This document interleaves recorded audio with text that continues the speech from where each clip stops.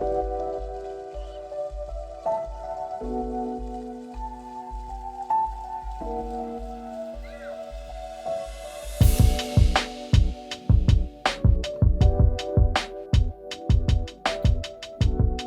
good morning, evening, afternoon, wherever you are, what you're doing.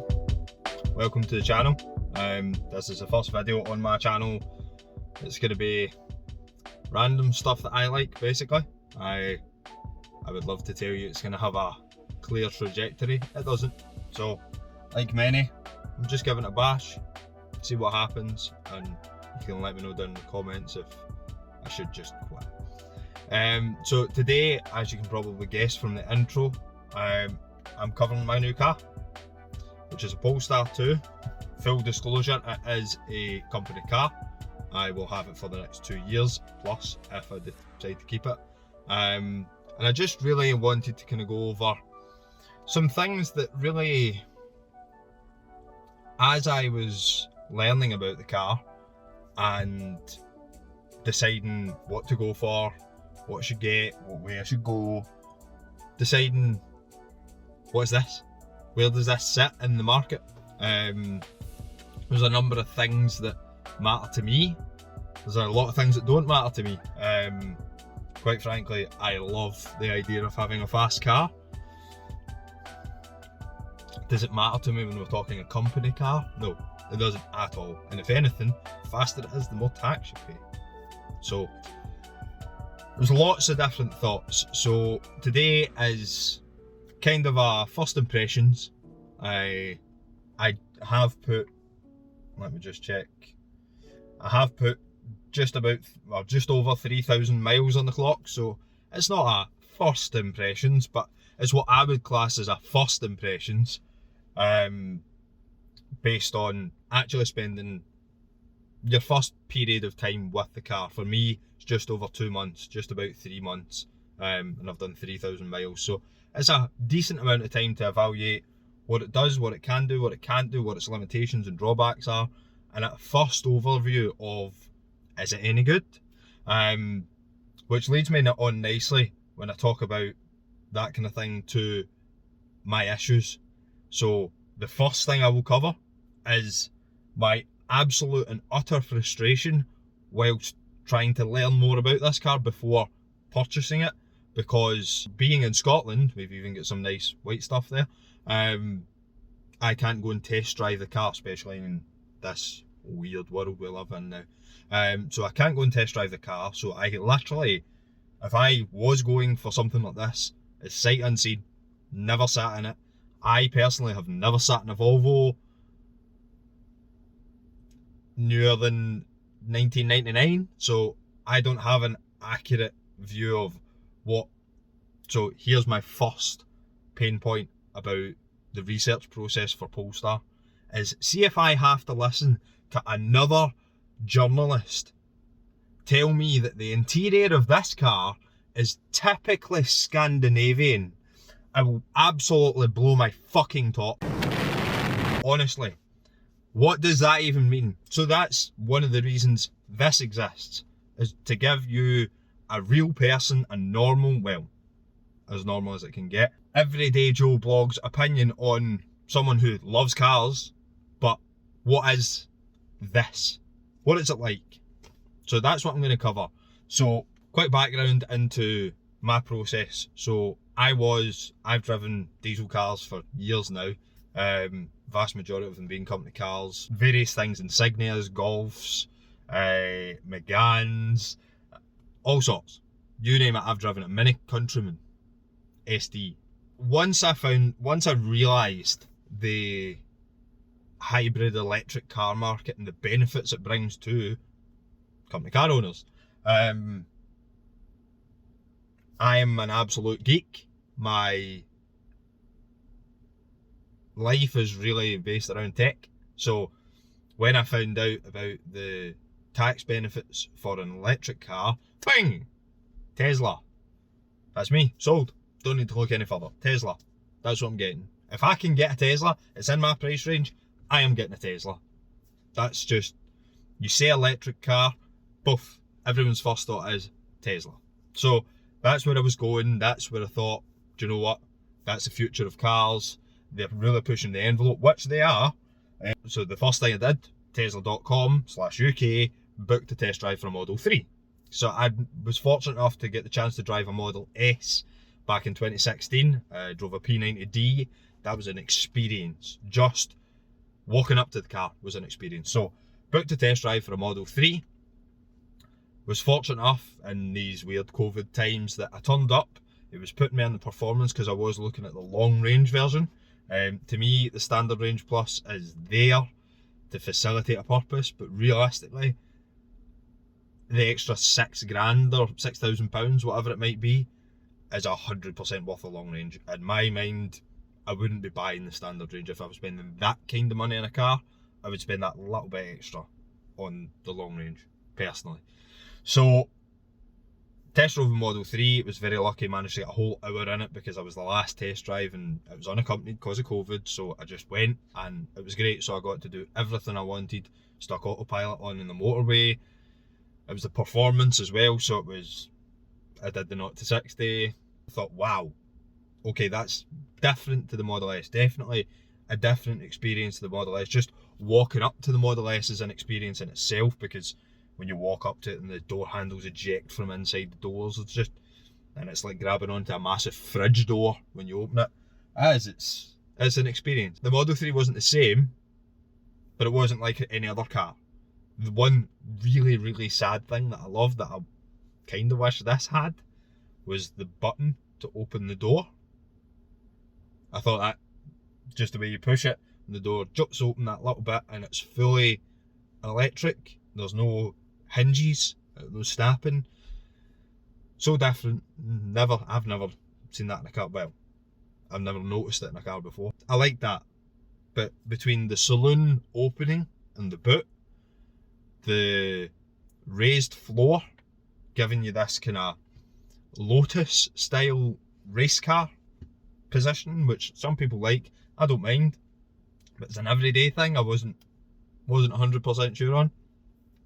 So that was the Tuesday. 2 days later, I test drove a BMW 330e. I'll put a picture down here so you can see that. That's that test drive car sitting in my driveway. There's a paper boy just left there, if you've seen that. The 330e was, quite frankly, amazing. I'll put a picture of the interior here so you can see. Everyone's seen a BMW interior, right? It's fine. But there's something about that interior. A very great term I heard someone say was a Tesla Model 3 is like an unfurnished flat. Minimalist. It's more like an unfurnished flat, and that was brought to life when I sat in that BMW. 100%. That made me go, whoa. I literally got in it at the dealership and went, okay, yeah, I'm not getting the Tesla. I hadn't even turned it on, and I'm like, yeah, this is where I want to sit. So to me, that's one of the most important things. I might have alluded to that already, that the interior of the car is probably up there with the looks. Interior is one of my, personally, it's probably the top one for me. So I sat in the BMW, sold, wow, drove it. It was still quite quick with the electric motor charge. It still went. Lovely place to be. The car was beautiful. What a colour. That blue is just perfect. That had additional black packs and all that kind of stuff. So long story short, I couldn't get the 330e. I was sold to the point I was putting an order in, until the guy came back to me and says, no, the only car you can get within the next 3 months is a white one without the black pack, and it's a standard M Sport. I kept looking at the picture thinking, the looks of the car are what initially went, oh, look at that. That's what sold me. I sat in the car and it was deal done. So when I then looked at the picture of the white one, which you'll see here,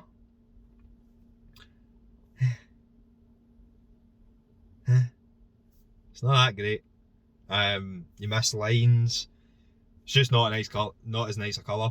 Ironically, I'm sitting in a white car, but a very different white car. So I thought, what am I going to do? Am I going to have to go for a Tesla? No, I'm going to go look at something else. So bear in mind, at this point, I hadn't even heard of Polestar.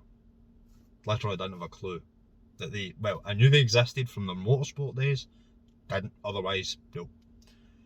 And it was on a car leasing website. Maybe embarrassing to say for someone who claims to be into cars, but I was on a car leasing website and seen deal of the day, and I thought, what the hell is that? That looks bizarre. It looks like a Volvo, but what is it?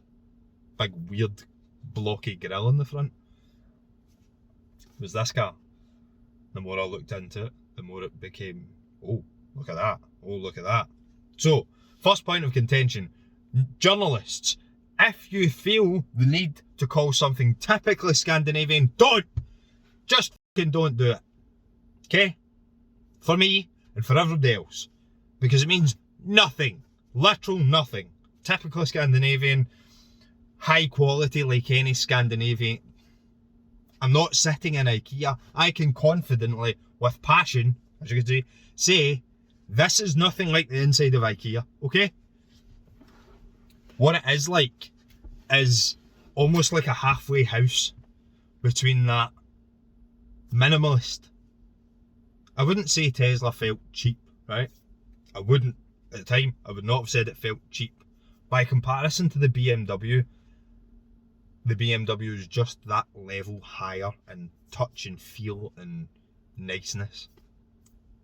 Really, really idiotic terminology, but it was just nice, right? And it suited me. So again, massive caveat here is it's personal taste, it's personal preference.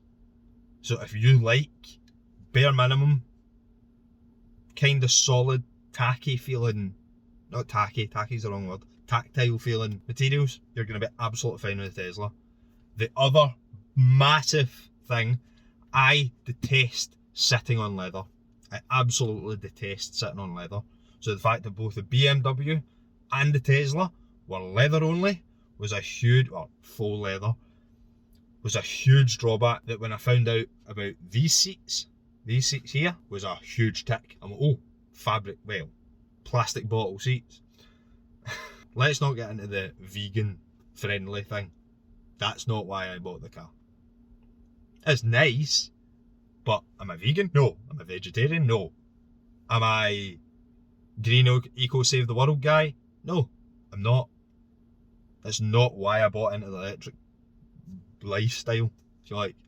After consuming basically every conceivable piece of content on this car at the time, which was October last year, September, October last year, after going through all of that, through everything from Short Circuit, who, by the way, stuff is top class, Bjorn Nyland, who did a lot of stuff on the Polestar, compares it to the Tesla a lot, compares it to other EVs, was probably the first one to highlight the 4G issue, which is still going on. Mr. Nelson as well, he did some good content, real content on what this car is like on a day-to-day basis. The difference with Mr. Nelson's stuff, and yes, I'm not saying your first name because I don't know the right way to pronounce it. The reason his are a bit different is because he's in Scandinavia. He's in sub-0 degrees Celsius temperatures regularly. So his car is potentially in the worst case scenario when you talk about battery tech, the effect of the cold, snow, water drag, etc, etc. So I like his content for that reason as well, because it gives you a different perspective rather than the ideal WLTP. We'll get onto that. It's another point of contention. So I decided, after looking at everything, going on the forums, going on the Facebook groups, yeah, from what I can perceive, this is the halfway point between the Tesla and the BMW in terms of the check boxes I'm looking for. So I'm looking for a nice interior, I'm looking for a good looking car and a nice paint job, which is a big thing. I'm looking for a decent set of wheels, which was difficult to find on this. Personally, I don't think the performance pack, they have a status because you know, as someone who knows, you know that's the high end ones, but personally, when I first looked at them, I went, 4-spoke? No. So I got the standard wheels, as you can see from some of the pictures. I'm very, very happy with them. 19s, they look good. So wheels was another thing. The drive, the seat, like I say, not leather, all big tick boxes. The boot, massive tick box. I have already abused the life out of that boot, getting stuff out at IKEA, funnily enough, getting stuff moved, getting stuff to the dump, refuse, whatever you want to call it, getting big things, long things. I got 1.86 metre tabletop in with the passenger seat still up. It was forward, but still up. 1.86 metres in the back of that. No problem. It's great. Can't fall. So, as I say, the one massive reflection I couldn't get was the interior. So I want to cover what it is, what it's like, what I can compare it to, which isn't really much, by the way. It's not. And then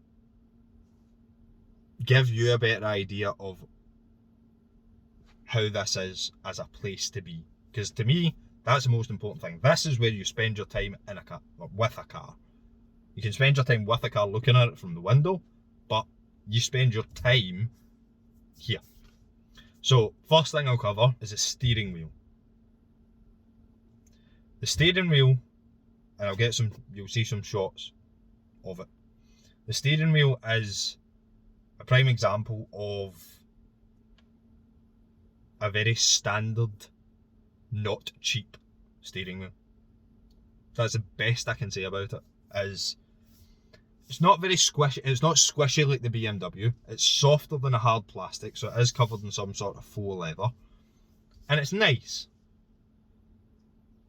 It does look a bit tacked on, if I'm honest. It doesn't look at all Polestar, and that's coming from someone who hasn't sat in a Volvo. Yes, I do know now, having looked at various other cars, I know it is exactly a Volvo steering wheel, right? So for you who have sat in a relatively new Volvo, it's a Volvo steering. The biggest drawback of it is I detest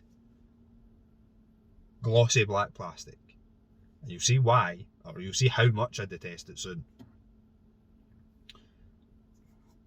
I detest the glossy black plastic so much, and this steering wheel's buttons are all glossy black plastic. I just wish someone would do something about it. Change it.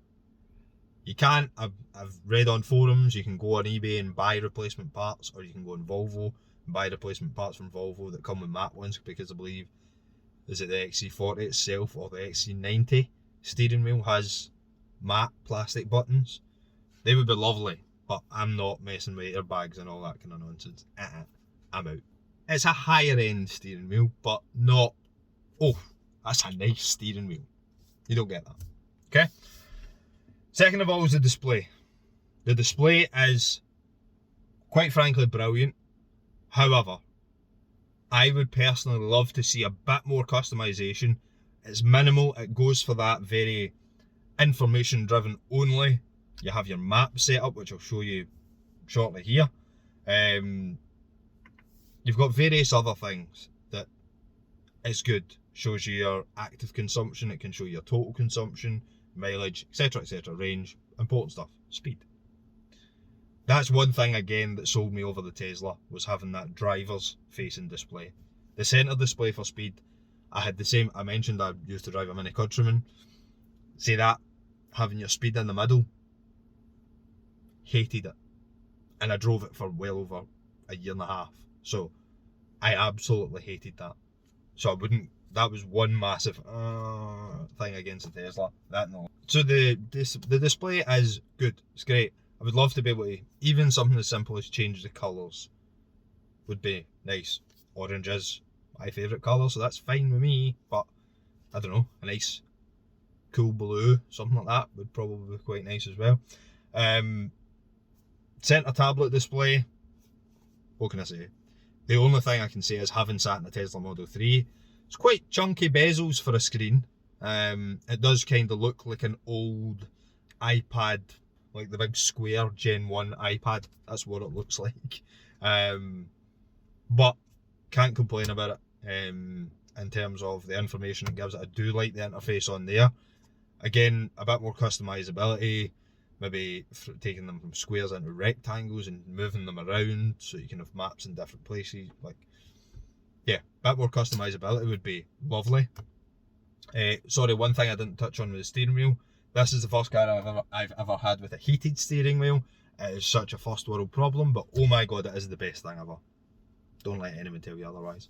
So, centre console. I will take a shot of this because my centre console is not like any other centre console. I believe, based on the forums, I am the first to wrap it in matte chrome grey because it's gloss black plastic underneath. You can see around the gear stick, it is gloss black plastic. I can't tell you how much I hate this stuff. Yeah, it got wrapped. And I'm very happy with the job I've done. It's actually turned out very nicely. It took me 40 minutes to take it off, wrap it, unwrap it because I fucked it up, and then rewrap it. So it's not a big deal. It comes off pretty easy. It's a bit nerve wracking because you do need to just pull it. You just give it one of them and it comes off. But it's not bad. It's fine for anyone who's worked on a car before. So, centre console is very tall, sits quite high. People have complained about hitting their leg on the inside. It's fine for me. People have complained about the material. I quite like it. It's very, very unusual. So it's not hard plastic like scratchy that Carwow and all your journalists that you can bugger off and watch will tell you. Scratchy and soft and plush. Yeah. This material is almost like a plastic covered in a very thin rubber coating, is the way I can describe it. So the way certain handles on things feel, and then there's a little bit of like a dotted texture on it. I'll try and get a shot of it. And basically all the trim round the top screen, on the top of the dash, this stuff along the door card, it's all the same. So it's not, it's dense. It's not hard plastic. Like you can hear that thud. It's not like that. It's a thud. It is soft, but it's in texture. But it's not leather. It's nothing like leather. It's not a leather effect. It's not going for leather. It's just very unique, very different. Obviously, you've got this stretch along the middle of the dashboard, which is fabric, but quite a rough. I was expecting it to be quite soft and tactile. Dare I say that word? Tactile? I was like, oh, didn't expect that to be like that. It's like a thick fabric. It's nice, looks the part, and again gives that feeling of quality. It's good. The wood on the dash is top notch. Lovely. The wood on the inside of the centre console, all very nice. Looks the part. Nice texture to it. You can feel the grain of the wood. It's probably 2mm thick ply, but 0.2mm thick ply, but it looks good. Contention point number one with the interior. Steering wheel's not really a contention, but contention point number one is down here, and it's this single cup holder nonsense. Now, if I go into the centre console, stroke armrest, and you'll hear 2 clicks, I have a second cup holder. But to use this cup holder, I lose my armrest. Now, you've obviously got things in the front, so they can't take the BMW route where BMW put their cup holders at the front under the dash, basically, because you've got a wireless charger, and then you've got 2 USB ports, and then quite honestly, you've got a load of dead space. But this is unacceptable. That is a design oversight on form over function, because it looks good with the way the centre console wrapped around the cup holder. That's cool, fine. But that is form over function. They could have made this centre console much shorter, and it could have had 2 exposed available cup holders. It's a massive deal to me. It's not. It's not a massive deal. That's a lie. It's a minor inconvenience. Prime example. See if the missus and I, if Rebecca and I go to McDonald's, one's got a cup holder, the other's got to hold their drink. And who do you think's holding their drink? Can it be the driver? So yeah, cup holder's an oversight. Armrest is fine. Because of how tall the centre console is, it sits at the right height for me. And again, yeah, it's fine. Black headlining, which again is a very, very unusual material. So the black headlining all the way around. Again, it's fabric. It's not hard. It's softish. But can you hear that? It's quite rough. I don't know if I can hear that. That's strange.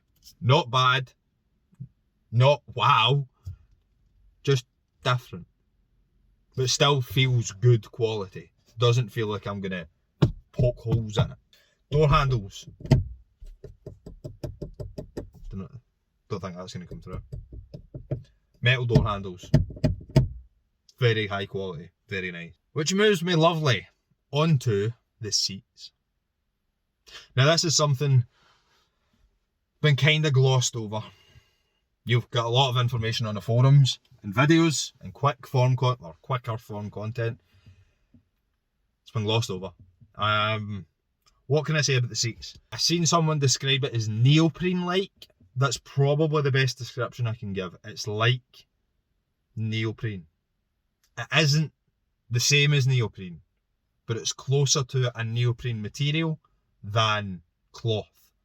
However, if you look here, at this little bit here, just here, that there is, I'd be willing to put money on just that little strip.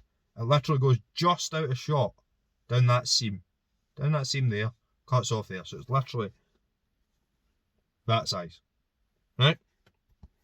That's Alcantara. Why? It's on all the seats and on the back seats. There's this little strip of Alcantara. Why do that? And then you've got a stripe round here, and then you can't see it on the shot, so I'll take a separate shot of the passenger seat. On the side bolster, there is what I would class as a standard cloth material, right?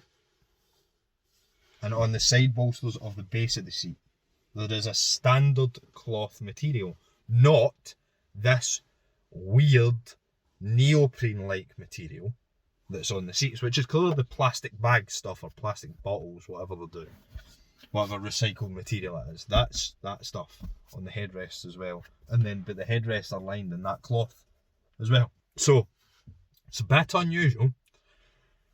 I don't really have anything negative to say about the seats. They're comfortable. They don't overheat. I have the heated seat on. It's between -2 and 2 degrees basically every day for the last couple of months. So it's cold here. So I've got the heated seats, the heated steering wheel on all the time. They're comfortable. They're fine.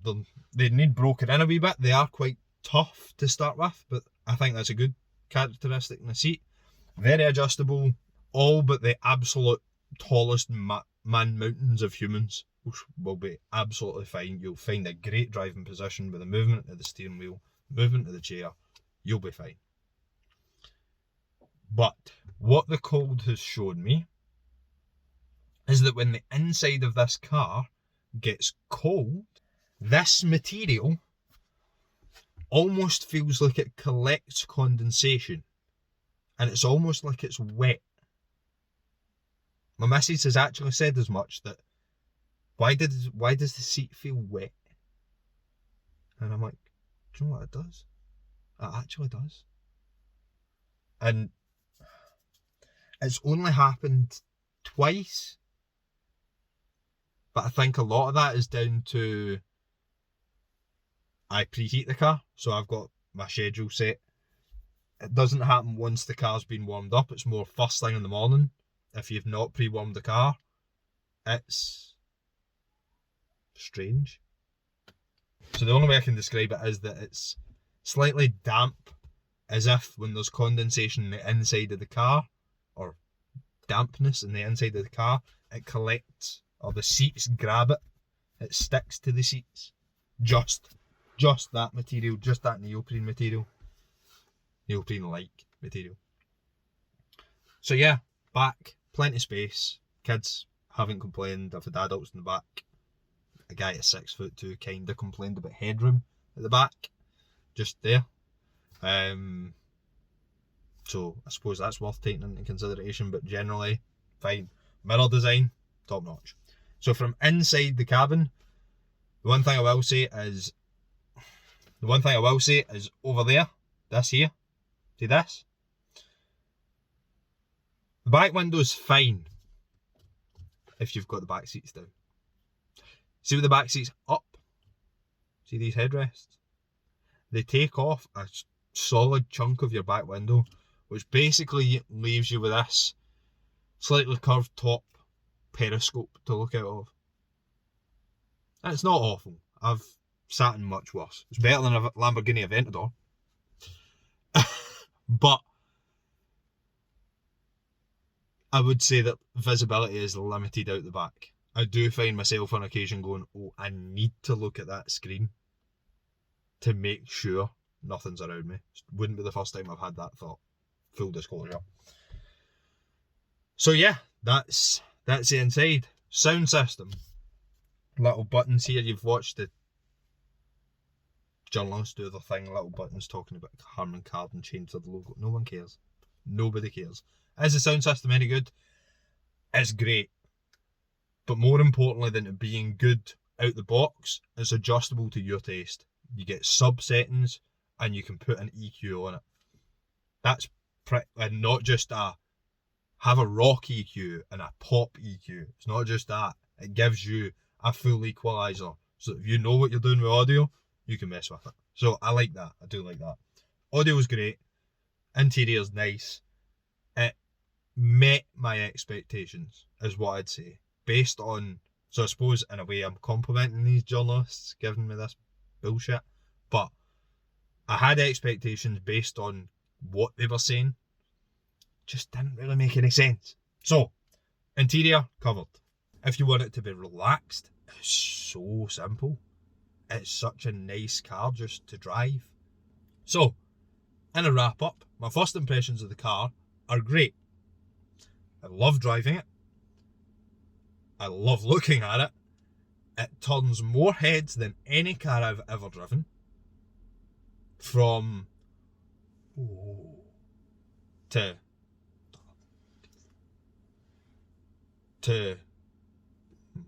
look at that. Or the best one, that's one of them. So if you want a head turner that doesn't need to be obnoxiously loud or £100,000 supercar, yeah, it does the trick. It's great. So on that note, I'm going to finish the video up. I hope you've enjoyed it. I hope you've got something out of it, because that's kind of the point in this. I want other people to be able to get something out of this process and help with whatever questions they might have. If you have questions, if there's more stuff you want me to cover specifically, comments. Feel free to hit that sub button. I hate saying it. The channel is going to have a bit of a topic, a bit of a theme. Going to do more on that later, but there's going to be different types of videos, and I'm definitely not going to get into I am the electric car guy. I'm not. I've got a lot of personal interests that I'd love to put some content out on, and my thing about putting content out is I want to make this as interactive as possible. At one point I was doing Twitch streaming, and that was kind of my thing on Twitch streaming, was making it as interactive as possible with whoever was watching. So as much as I have my own ideas, I don't want this channel to be dictated by me and my ideas only.